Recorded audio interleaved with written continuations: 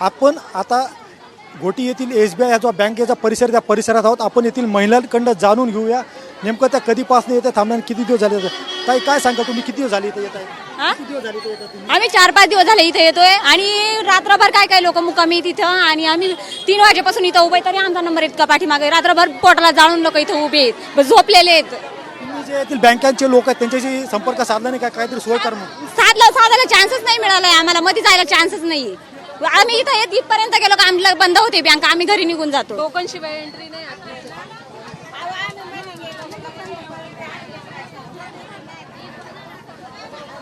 आपल्या बरोबर जे आहेत अजून काही महिला आहेत, आपण त्यांच्याकडनं जाणून घेऊया. ताई काय सांगाल तुम्ही कधीपासून आले तिथे? आम्ही 3 वाजतापासून आलोय.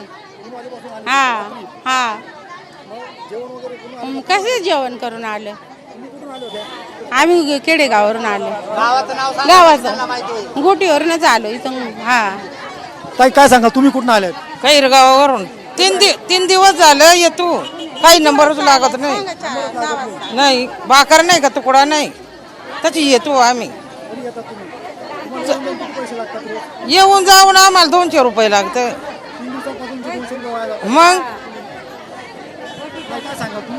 आम्ही वाघेरवरून आज 4-5 दिवस झाले तसं येतोय, नंबरच लागत नाही. टोकन घेतल्याशिवाय मध्ये जाऊ ना देते नाही ते.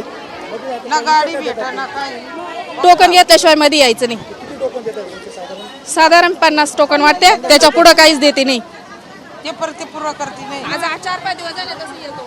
एवढ्या महिलांच्या गर्दीत बँकेकडनं जे ते फक्त 50 टोकन देण्यात येत आहेत.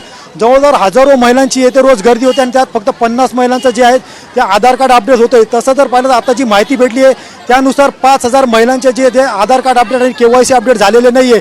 आणि गेल्या 8 दिवसांपासून ज्या महिलांनी अपडेट केले त्यांचेही अजून जी प्रोसेस आहे ते पुढे झाली नसल्याची माहिती समोर येत आहे. शैलेश पुरोहित, TV9 मराठी, घोटी.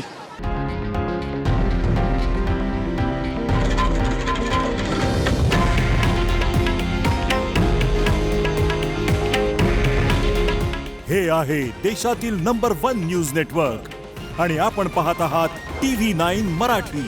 काळजी तुमची, हित महाराष्ट्राचं.